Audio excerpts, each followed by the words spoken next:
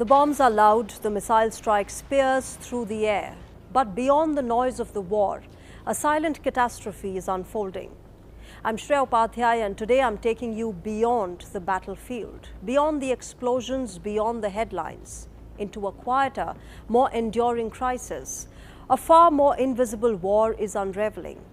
We may not see it, we may not even hear it. I'm talking about the environmental cost of the Iran war. Not just human lives. This war is now taking away our environment as well. Let me tell you about the different types of pollution we are all living in due to the Iran war. In just the first 2 weeks of fighting, the war had already generated an estimated 5 million tons of carbon dioxide emissions. To put that into perspective, that's more than what over 80 low-emitting countries produce in an entire year. And these emissions are not coming from a single source. They are the combined result of relentless airstrikes, burning oil facilities, collapsing infrastructure, and continuous military operations across air and sea. When the Tehran oil depot was hit, it triggered massive fires, sending thick plumes of black smoke into the atmosphere.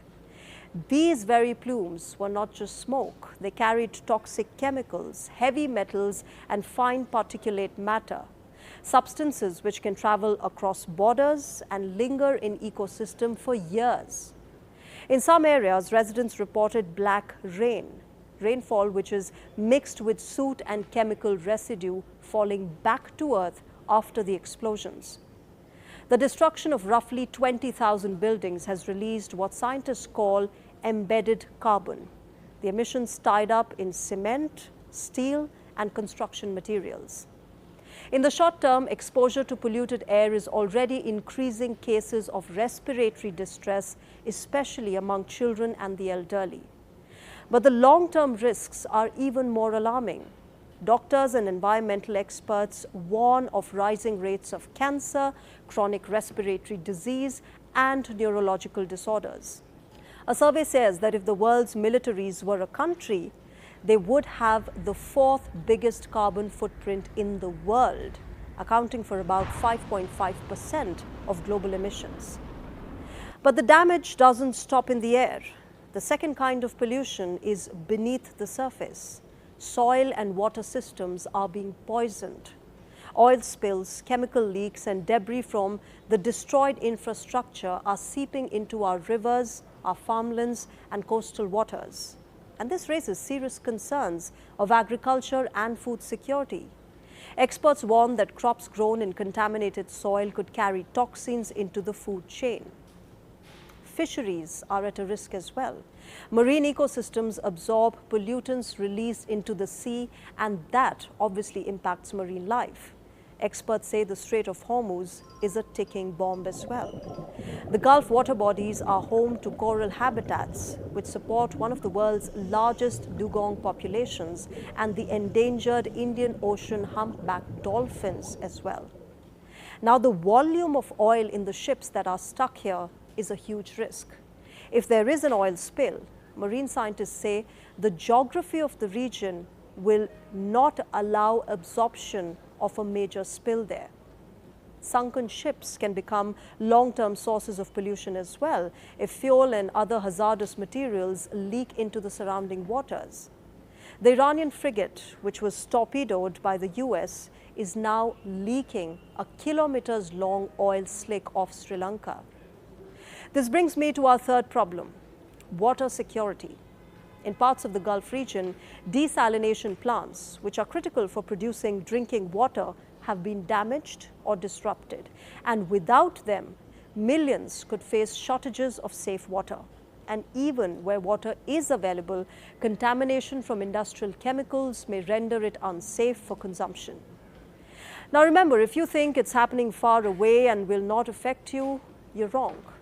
Because what happens in West Asia doesn't stay in West Asia, whether politically or environmentally.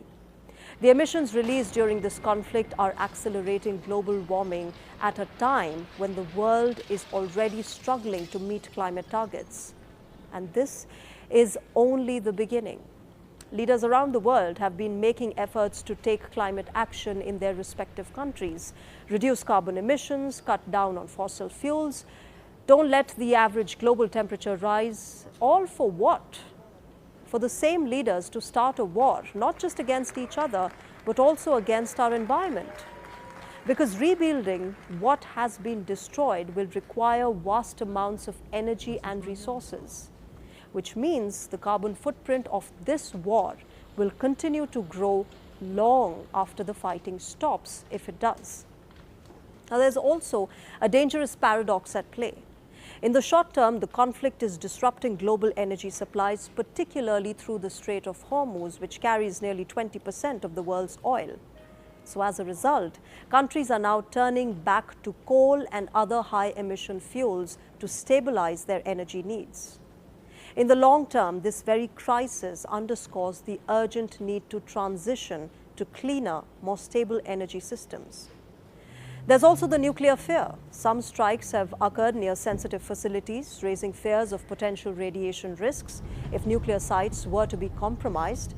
While monitoring the true scale of the environmental damage remains difficult at the moment due to limited access, history tells us that environmental scars of war do not fade quickly.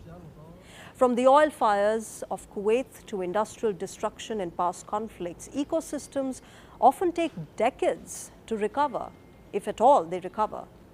And in many cases, the full impact is only understood years later.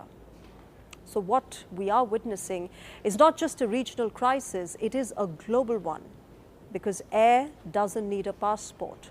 Carbon emissions do not carry a national flag, and pollution knows no borders. The Iran conflict is a reminder that modern warfare is no longer confined to battlefields. It extends into our climate systems, our food supplies, and our collective future. So here's the big question. Who should be held responsible for the cost of war that cannot be rebuilt, reversed, or undone? This is not just a war story, it is a public health emergency.